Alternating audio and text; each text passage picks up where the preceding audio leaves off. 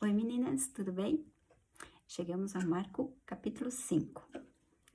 Nesse capítulo nós lemos o relato de 3 milagres de Jesus: a libertação do endemoniado de Gadara, a cura da mulher do fluxo de sangue e a ressurreição da filha de Jairo. Vamos ver o que essas verdades contidas aqui tem para falar ao nosso coração. No versículo 1 ao 20, nós temos o relato do endemoniado de Gadara, um homem que vivia atormentado, que vivia em fase de destruição, ele vivia completamente possesso de espíritos malignos. Como a própria palavra diz, era uma legião que estava na vida dele e tentava destruir ele de tudo quanto é tipo. Ele vivia longe da família, ele vivia em meio aos cemitérios, aos sepulcros, ele se machucava, ele se cortava com pedras. Podemos pensar até que uma tentativa de suicídio, ficava berrando, sujo, enfim. A imagem mais deplorável do ser humano que a gente pode imaginar era esse homem. Ele vivia completamente possesso e atormentado pelo inimigo. E quando Jesus chega nesse lugar, é interessante que todas as pessoas que tentaram parar esse homem, que tentaram amarrá-lo, que tentaram, de certa forma, conter ele, não tinham forças suficientes. Existe uma força sobrenatural que fazia com que todas as cadeias, tudo aquilo que tentavam prender ele conseguia destruir. Só que quando Jesus chega em Gadara, quando ele vê Jesus de longe, ele se prostra diante de Deus, se prostra diante de Jesus. Isso já nos mostra, isso já nos ensina, isso já nos faz entender o tamanho da autoridade e do poder de Jesus. Aonde ele chega, até os espíritos maus se prostram diante dele. Esse homem chega a se prostrar diante de Jesus, perguntar o que ele queria com ele. E Jesus pergunta: quem tu és? Ele diz: somos uma legião, ou seja, eram muitos demônios. E Jesus expulsa esses demônios da vida desse homem. E eles são lançados, como eles pedem, nos porcos que estão passando, numa manada de porcos. Eles vão para essa manada de porcos e se jogam de um precipício, de um penhasco. Aí nós também percebemos o que o inimigo, o que o diabo, o que esses espíritos maus queriam fazer com a vida desse homem. Queriam destruí-lo, queriam matá-lo, queriam acabar com a vida dele. Só que quando Jesus chega, Jesus transforma a vida desse homem. E Jesus não se importa com os porcos, porque a vontade do diabo é destruir e atormentar todo aquele que carrega a imagem de Deus. Só que Jesus se importa com cada alma, se importa com cada vida. Então, Deus se importou com a vida daquele homem. E para ele é muito mais importante a vida daquele homem do que dos porcos. Porque se a gente continuar lendo o relato, quando as pessoas perceberam que os seus porcos, que eram quase 2.000 porcos, morreram, que eles perderam aqueles porcos, eles pediram para Jesus se retirar daquele lugar. Eles não queriam mais que Jesus ficasse ali. Só que Jesus, mostrando a sua compaixão, mostrando para que veio, que foi para salvar, para libertar, para transformar a vida das pessoas, transformou a vida daquele homem. E as pessoas se admiraram quando viram esse homem transformado, limpo, vestido, com a sua consciência sã. Isso tudo porque Jesus libertou, Jesus teve compaixão daquela vida. E ele pede para seguir Jesus. Deixa eu ir contigo, eu quero ser teu discípulo. E Jesus disse que não, que ele deveria ficar naquela região e anunciar para todas as pessoas o tamanho da misericórdia de Deus na vida dele. A misericórdia de Deus foi tão grande que libertou e transformou por completo aquela vida. Ele acabou se tornando um missionário. Como a gente leu, o primeiro missionário para os gentios foi aquele homem. E nós aprendemos aqui que não há nada que Deus não possa transformar, não há nada que Jesus não possa transformar. E muitas vezes a gente pensa que o que acontece conosco, o que a gente vê acontecendo na vida dos nossos familiares ou na vida dos nossos amigos, não tem solução. tem que aceitar e viver assim mesmo. Aquele povo daquela região, daquela cidade, talvez conheciam esse homem há tanto tempo e vai morrer assim, desistiram daquele homem. Só que existe Jesus. Hoje a gente sabe que existe Jesus que pode transformar todas as coisas. Então, se vocês conhecem alguém ou estão passando por essa situação de achar que não tem mais solução, de que há um tormento dentro da sua alma, dentro do seu interior, dúvidas, anseios e questões mal resolvidas, até mesmo tribulações, às vezes não consegue dormir direito, ou tá ouvindo vozes, ou tá se sentindo atormentado, com com vontade de morrer. O que nós aprendemos aqui é que há uma solução. Há alguém que se importa e há alguém que nos liberta. E esse alguém é Jesus. Então, se você conhece alguém que está passando por esse tormento, que está vivendo atormentado, ou até mesmo está se sentindo atormentado, é hora de se prostrar, é hora de se dobrar diante de Jesus e crer que Ele tem poder para nos transformar a nossa vida e nos libertar.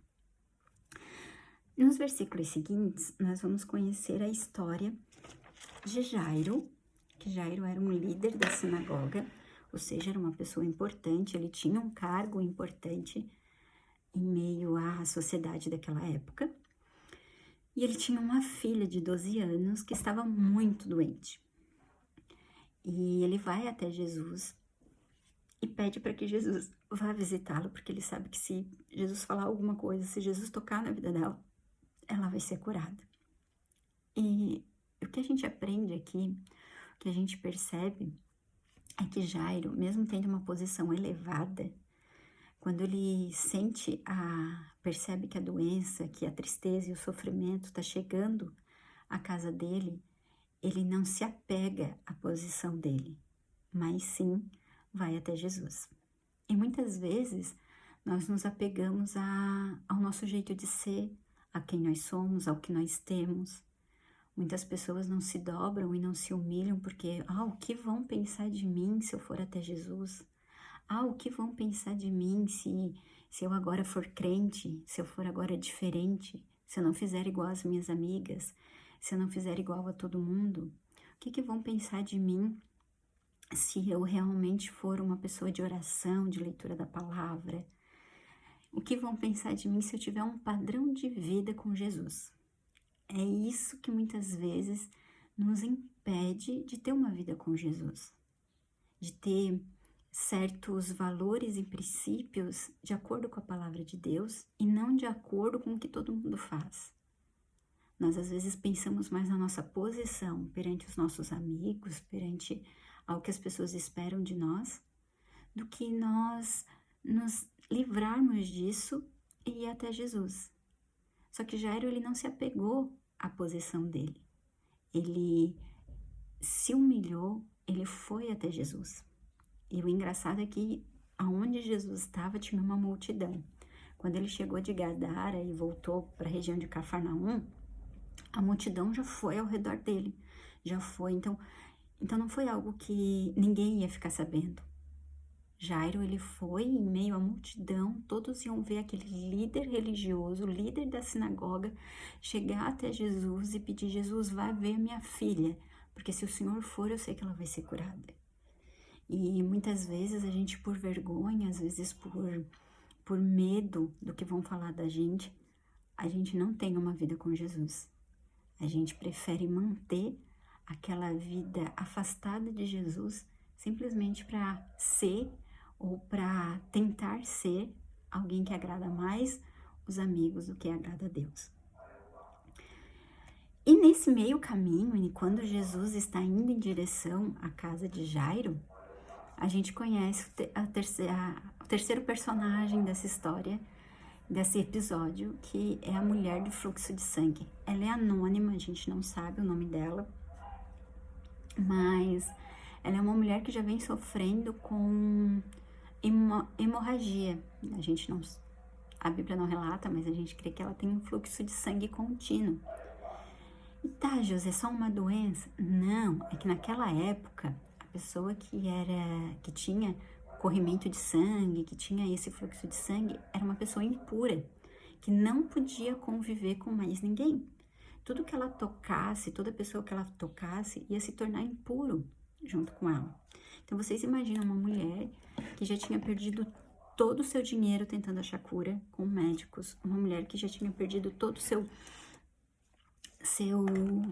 convívio com as pessoas que amava, porque ela era impura, ouviu falar de um certo Jesus, tipo, é minha última chance, e ela vai ao encontro de Jesus, mesmo não podendo, ela quebra algumas regras, e ela vai no meio daquela multidão. Se o pessoal visse que ela estivesse lá, poderiam condená-la, porque ela estava impura no meio do povo, mas ela vai ao encontro de Jesus, porque ela pensa que ela não precisa tocar nele, se ela tocar nas vestes dele, ela vai ser curada.